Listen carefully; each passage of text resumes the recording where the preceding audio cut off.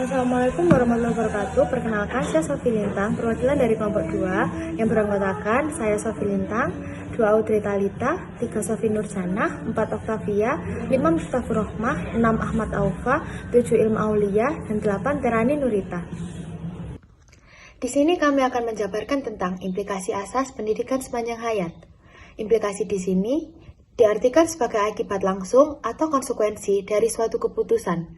Dengan demikian, maksudnya adalah sesuatu yang merupakan tindak lanjut atau follow up dari suatu kebijakan atau keputusan tentang pelaksanaan pendidikan seumur hidup.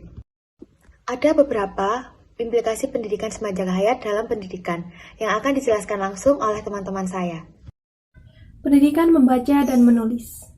Pengetahuan yang didapat pertama kalinya yaitu bagaimana cara untuk membaca dan menulis.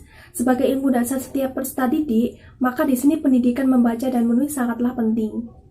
Meskipun cukup sulit untuk membuktikan peranan ini terhadap pembangunan sosial ekonomi masyarakat, namun pengaruh iptek terhadap kehidupan masyarakat justru disebabkan oleh pengetahuan baru. Program ini bertujuan untuk memberikan kecakapan membaca menulis, menghitung, serta menyediakan bahan-bahan bacaan yang diperlukan untuk mengembangkan lebih lanjut mengenai kecakapan yang telah dimiliki. Pendidikan kejuruan. Pendidikan sepanjang hayat melibatkan adanya pendidikan dalam kejuruan. Dengan majunya teknologi dan industrialisasi, maka pendidikan kejuruan tidak boleh dipandang sekali jadi dan selesai. Pendidikan kejuruan sebagai program pendidikan di luar sekolah bagi anak di luar batas usia sekolah, ataupun sebagai pendidikan formal dan non-formal. Sebab itu program pendidikan yang bersifat remedial arah lulusan sekolah tersebut menjadi tenaga yang produktif menjadi sangat penting. Dengan terus berkembang dan majunya ilmu pengetahuan dan teknologi, serta makin meluasnya industrialisasi, menurut pendidikan kejuruan itu tetap dilaksanakan secara terus-menerus. 3. Pendidikan profesional.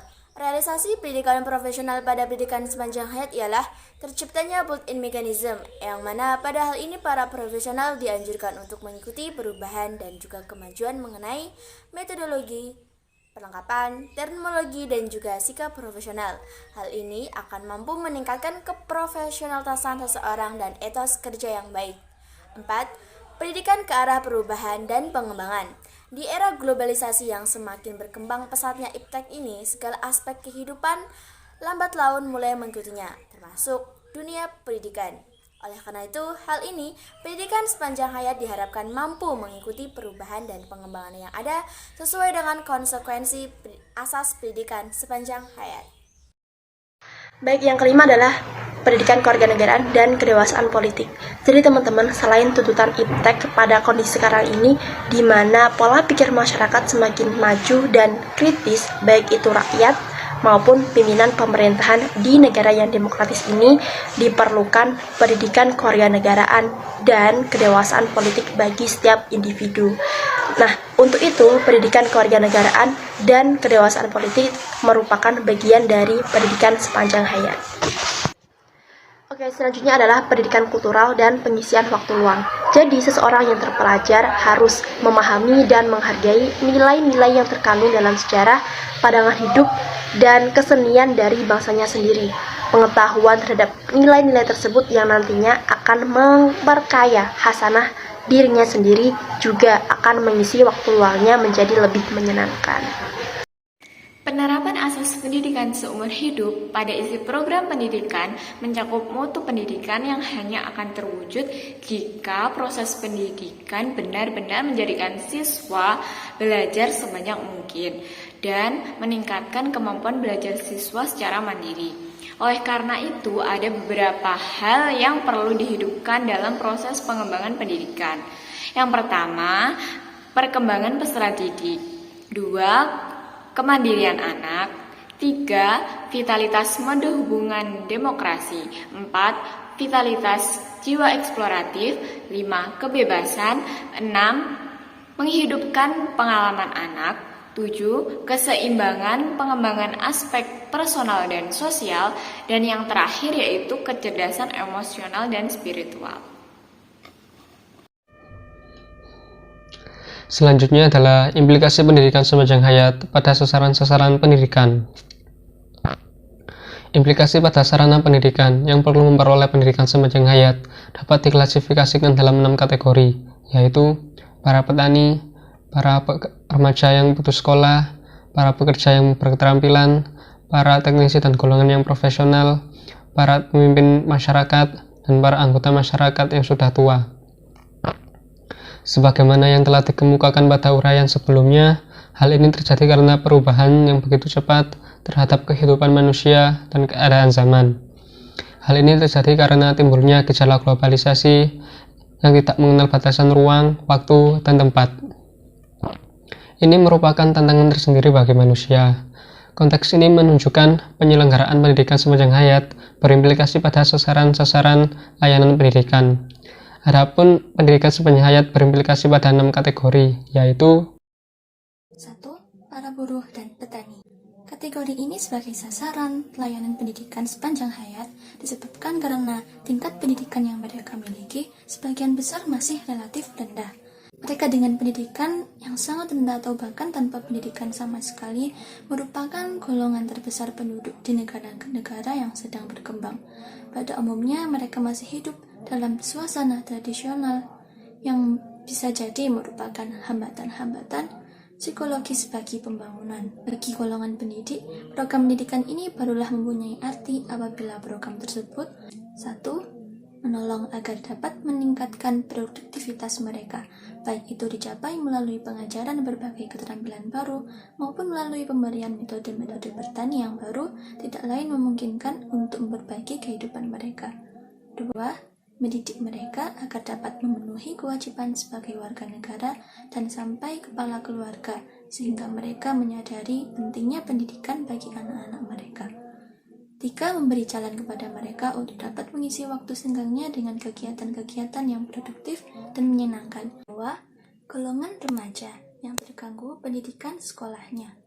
Golongan remaja yang menganggur karena tidak mendapatkan pendidikan dan keterampilan karena kurangnya bakat dan kemampuannya memerlukan pendidikan vokasional yang khusus. Demi perkembangan pribadi, mereka juga perlu diberi pendidikan kultural dan kegiatan-kegiatan kreatif. Namun, golongan yang terpenting bagi anak didik ini adalah pendidikan yang bersifat remedial. Pendidikan remedial yang diberikan harus menarik, merangsang, dan relevan dengan kebutuhan hidupnya. Para pekerja yang berketerampilan. Meskipun golongan ini sama halnya dengan golongan lain yang memerlukan pendidikan kewarganegaraan dan pendidikan untuk meningkatkan waktu secara produktif, namun golongan ini memerlukan pendidikan atau program khusus. Bagi golongan pekerja yang berketerampilan ini, program yang disediakan harus mempunyai 2 maksud, yaitu yang pertama, program itu harus dapat menyelamatkan mereka dari keusangan pengetahuan dan otomasinya. Kepada mereka perlu diberikan latihan-latihan baru untuk mendapatkan keterampilan yang baru. Yang kedua, program itu harus dapat membuka jalan bagi mereka untuk naik jenjang dalam rangka promosi kedudukan yang lebih baik. Program semacam ini tidak semata-mata bersifat vokasional dan teknik, tetapi merupakan peningkatan atas pengetahuan dan keterampilan yang mereka miliki, agar mereka dapat menghadapi tantangan-tantangan di hari ke depan. Para teknisi dan golongan profesional. Program pendidikan sepanjang hayat terlebih besar peranannya bagi golongan ini.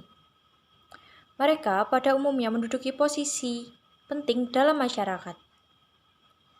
Kemajuan masyarakat banyak tergantung pada golongan ini. Agar mereka tetap berperan dalam masyarakat, maka mereka harus senantiasa memperbarui dan menambah pengetahuan dan keterampilannya. Untunglah pada golongan ini telah memiliki kebiasaan dan motivasi yang kuat dalam self-learning atau belajar sendiri. Para pemimpin dalam masyarakat. Para pemimpin dalam masyarakat golongan politik, agama, dan sosial perlu memperbaiki ide-idenya agar mereka dapat berfungsi memimpin masyarakat sesuai dengan gerak dan kemajuan pembangunan. Mereka harus mengintensifkan pengetahuan dari berbagai macam keterampilan atau keahlian karena tendensi spesialisasi dalam masyarakat sekarang semakin lama semakin jauh. Kemampuan mengintensifkan itu tidak diperoleh dari pendidikan sekolah biasa. Oleh sebab itu, program pendidikan untuk mencapai tujuan tersebut perlu diadakan bahkan dikembangkan secara berkelanjutan. Para anggota masyarakat yang sudah tua. Dengan bertambah panjangnya usia harapan hidup, rata-rata manusia dan kesehatan menjadi lebih baik. Maka jumlah masyarakat lanjut usia kini makin lama makin bertambah besar. Mereka juga memerlukan program pendidikan dalam rangka pendidikan sepanjang hayat. Mungkin pendidikan merupakan kesempatan yang sangat berharga karena belum pernah diperoleh ketika masih muda. Program pendidikan itu terlebih dahulu memenuhi dorongannya agar dapat mengetahui hal-hal yang baru, jadi tidak penting dilihat dari kegunaan dan keuntungan materialnya. Wadah pendidikan sepanjang hayat. Pendidikan sepanjang hayat berwadahkan pada lembaga-lembaga pendidikan seperti sekolah, non-sekolah, dan sumber informasi lain, contohnya buku. Wadah pendidikan sepanjang hayat juga berwadahkan pada pertambahan dan juga perluasan lembaga pendidikan. Sekian presentasi dari kami. Jika ada pertanyaan yang berkaitan dengan presentasi yang kami sampaikan, waktu dan tempat kami persilahkan. Wassalamualaikum warahmatullahi wabarakatuh.